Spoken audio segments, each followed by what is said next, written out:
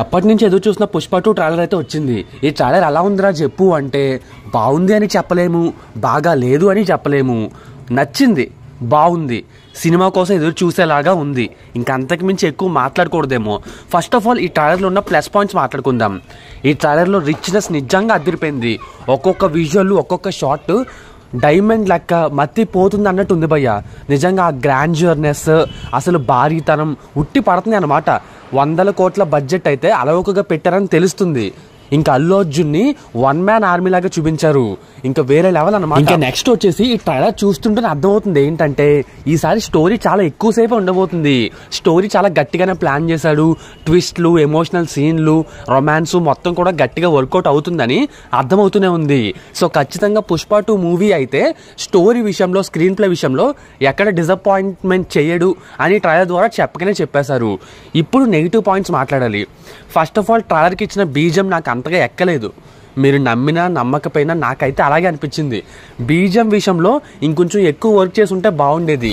నేను అప్పటికే ట్రైలర్ మొత్తం కూడా చూశాను.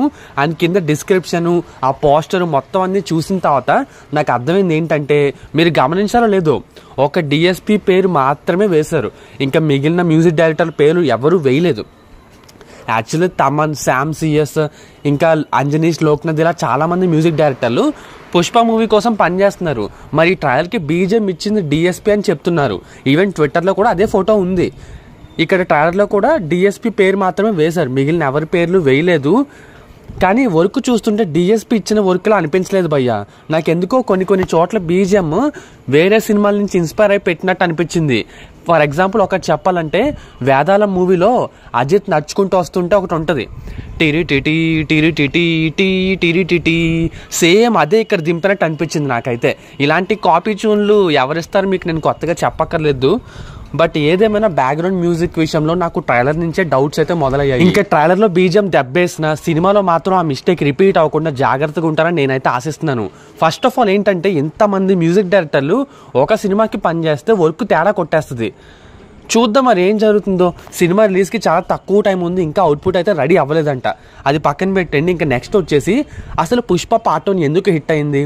నేను అనుకుంటుంది ఏంటంటే, అడవుల్లో ఎర్రచంద్రాన్ని తీసుకురావడం, అలాగే హీరో పక్క లో క్లాస్ లాగా ఊరమాస్ నాటుగా బిహేవ్ చేయడం, అతని మాటలు, అతని వైల్డ్నెస్, ఇవన్నీ కూడా సినిమా హిట్ అవడానికి బాగా హెల్ప్ అయ్యాయి.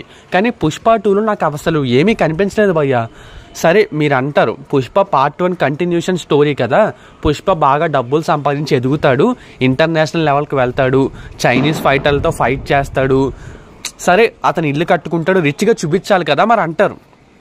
కాకపోతే రిచ్గా ఉన్నా సరే తన మూలాల్ని మర్చిపోకుండా పుష్పరాజ్ ఇంకొంచెం వేరేలా ఏదైనా పెట్టుంటే బాగుండే సుకుమార్ గారు. అండ్ ఇంకోటి మీరు గమనిస్తే ట్రైలర్లో మనకి పార్ట్ 1లో ఉన్న క్యారెక్టర్స్, ఎక్కువ క్యారెక్టర్స్ అయితే చూపించలేదు. జస్ట్ ఒక 4-5 క్యారెక్టర్స్ మాత్రమే చూపించారు. అది కూడా మనం ఆపి చూస్తే తెలుస్తుంది. మిగిలిన అన్ని కొత్త క్యారెక్టర్సే.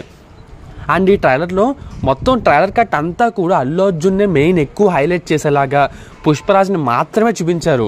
ఆయనే 1 అండ్ ఓన్లీ ఆర్మీ, ఇంకా అతని మీద సినిమా వెళ్తుంది అన్నట్టుగా చూపించారు.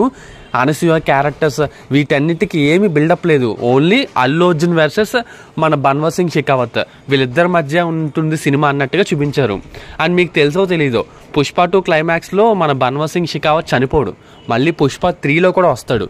పుష్ప 3 ఒక మల్టీ స్టారర్, అవన్నీ ఇప్పుడు వద్దులే. కానీ బట్ ట్రైలర్ ఓవరాల్గా చెప్పేది ఏంటంటే, ల్యాగ్ లేకుండా పర్లేదు భయ్య, బాగుంది, బాగాలేదని చెప్పను. కానీ నేనైతే ఏదో బీభత్సంగా ఎక్స్పెక్ట్ చేశాను, బట్ అంత బీభత్సంగా అయితే లేదనమాట. ఏదో ఒక మాదిరిగా అయితే ఉంది.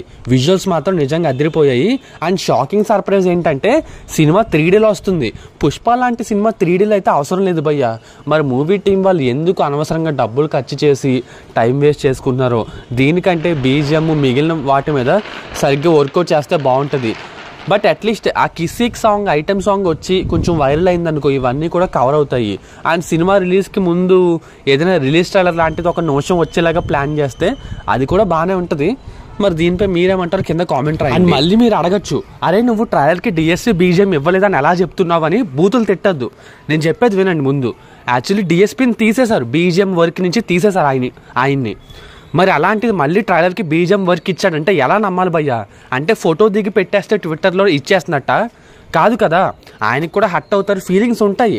అండ్ మీకు తెలీదు, డిఎస్పి సుకుమార్ వెళ్ళి కలిశారు, తీయద్దు అనవసరంగా మళ్ళీ నాకు కెరియర్ విషయంలో కొంచెం ఇబ్బందులు వస్తాయి, అనవసరంగా రెప్యుటేషన్ పాడవుతుంది అంటే సుకుమార్ కూడా నా చేతుల్లో ఏమీ లేదు, అల్లు అర్జున్ మీ మీద కోపంగా ఉండి సరిగ్గా వర్క్ ఇవ్వలేదని తీసేశారు అని చెప్పారు.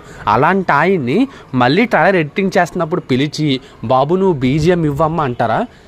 సరే పోనీ మూవీ టీం వాళ్ళు ఇవ్వు అని చెప్పిన డిఎస్పి అన్నీ మర్చిపోయి బీజిఎం ఇస్తారా? లేదు భయ్యా, వాళ్ళంతా కవరింగ్ చేస్తున్నారు. సినిమా ఇండస్ట్రీలో ఇలాంటి లొసుగులు చాలా ఉంటాయి, మీరు అర్థం చేసుకోవాలి సరేనా? నేను ఏదో కావాలని ట్రైలర్ నెగిటివ్ చేస్తున్నట్టు మీరు ఫీల్ అవ్వద్దు. జస్ట్ నాకు అనిపించిన జెన్యూన్ ఫీలింగ్ చెప్పాను. మీరు కూడా కొంచెం రిలేట్ అయ్యి ఉంటే కింద కామెంట్స్లో మన బాధను షేర్ చేసుకుందాం సరేనా? ఉంటాను ఇక, బాయ్.